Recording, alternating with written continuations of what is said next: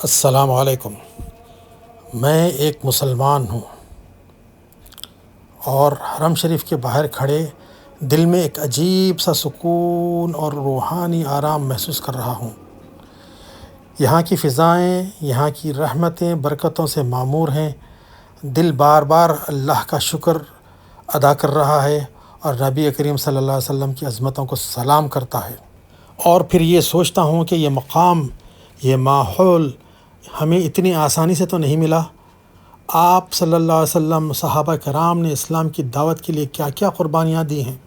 یہی وہ مقام ہے جو آپ دیکھ رہے ہیں۔ یہیں پر 13 سال کے طویل عرصے تک آپ صلی اللہ علیہ وسلم اور صحابہ کرام نے جد و جہد کرتے رہے۔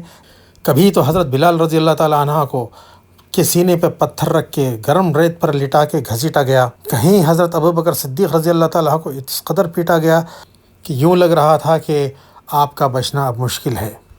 کہیں بی بی سمیہ کو ایسے شہید کیا گیا کہ آپ کے ایک پاؤں میں ایک اونٹ اور دوسرے پاؤں میں دوسرا اونٹ باندھ کر اپوزٹ ڈائریکشن میں بھگایا گیا، جس سے وہ زندہ ہوتے ہوئے 2 ٹکڑوں میں تقسیم ہو کے شہید ہو گئیں۔ اور پھر حضرت عمیر بن مصعب کا بھی واقعہ ہمارے سامنے ہے، جو کہ مکہ کے امیر ترین شخصیتوں میں تھے۔ وہ جہاں سے گزرتے تھے عطر کی خوشبو سے پھیل جاتی تھی وہ گلیاں، اور پھر جب اسلام کی خاطر جنگ لڑتے ہوئے جب شہید ہوئے تو ان کو پورا کفن بھی میسر نہیں تھا۔ اگر سر کو ڈھانکتے تو پاؤں نکل آتا تھا، اور پاؤں کو ڈھانکتے تو سر نکل آتا تھا۔ تو لوگوں نے اس قدر قربانیاں دی کہ یہ اسلام ہم تک یہاں تک پہنچایا ہے، اور ہم بے خوف و خطر یہاں آتے ہیں اور اپنی عبادتیں کرتے ہیں اور جاتے ہیں۔ ہمیں یہ سوچنا ہے کہ ہم صرف عبادتیں ہی کریں اور چلے جائیں، یا پھر اپنی قوم کے لیے، اپنی امت کے لیے کچھ کریں۔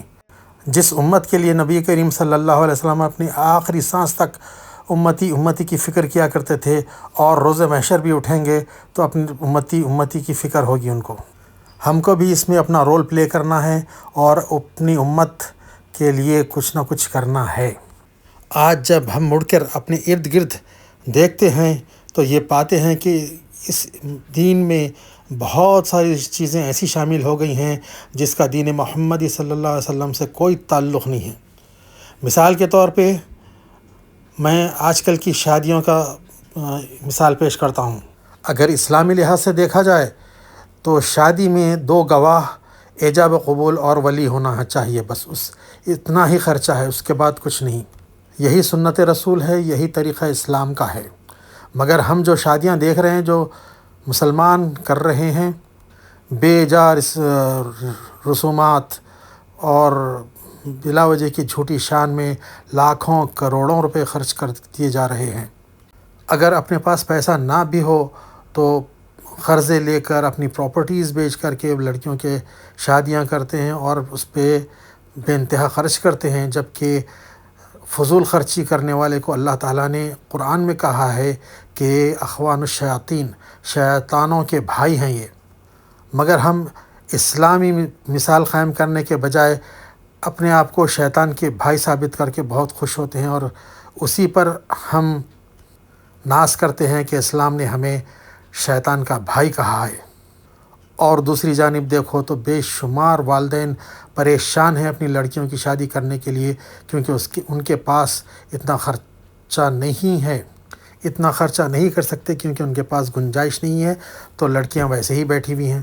تو جو نبی کریم صلی اللہ علیہ وسلم امتی بول کے پریشان تھے، انہی کے امتی اپنے ہی امتی کے بیٹیوں کے لیے عذاب جان بنے ہوئے ہیں۔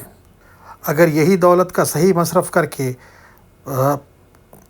نوجوانوں کی تعلیم پہ خرچ کیا جائے تو ہمارے یہاں سے بے شمار ہونہار نوجوان ہیں جو آگے چل کے ہماری امت کی قسمت بدل سکتے ہیں۔ ایک طرف یہ عالم ہے تو دوسری طرف یہ عالم ہے کہ ہمارے ہی بھائی بہنوں کے پاس اپنے بیسک خرچے اٹھانے کی طاقت نہیں ہے، تو وہ لوگ سود پر پیسہ لیتے ہیں اور پریشان ہوتے ہیں۔ ان کے پاس زندگی کے بیسک خرچوں کے لیے پیسے نہیں ہیں، اور ادھر امت کا پیسہ ایسا خرچ کیا جاتا ہے۔ تو ضرورت اس بات کی ہے کہ ہم سمجھیں کہ صرف عبادت ہی نہیں بلکہ ہم کو اپنی امت کے لیے بھی کچھ کرنا ہے۔ یہ فرسودہ روایات اور غیر قوم کے طریقے ہم کو اپنے مذہب سے نکال کے پھینکنے کے لیے جد و جہد کرنا ہے اور اپنے جینے مرنے کے طریقوں کو نبی کریم صلی اللہ علیہ وسلم کے طریقے پر اپنانا ہے۔ یہ دیکھیے، یہ جو منظر ہے یہ وہی قبرستان ہے جہاں جہالت میں عرب اپنی لڑکیوں کو زندہ دفن کر دیا کرتے تھے، اور آج ہم جانے انجانے اپنی ہی امت کے لڑکیوں کے آرزوؤں اور ارمانوں کو، ان کے والدین کی خواہشات کو ایسے ہی دفن کر رہے ہیں۔ ضرورت اس بات کی ہے کہ ہم نہ صرف حقوق اللہ کو صحیح ڈھنگ سے اچھے طریقے سے ادا کریں بلکہ حقوق العباد کو بھی پوری طریقے سے ادا کریں۔ اگر ہماری یہ ویڈیو آپ کو پسند آتی ہے تو آپ اس کو ضرور سبسکرائب، شیئر اور لائک کریں، کیونکہ ایسا کرنے سے ہماری ہمت بڑھتی ہے، ہمیں حوصلہ ملتا ہے کہ ہم اور بھی اچھے ویڈیوز بنانے کی کوشش کریں۔ تو پھر ملتے ہیں اگلی ویڈیو میں انشاءاللہ، تب تک کے لیے السلام علیکم۔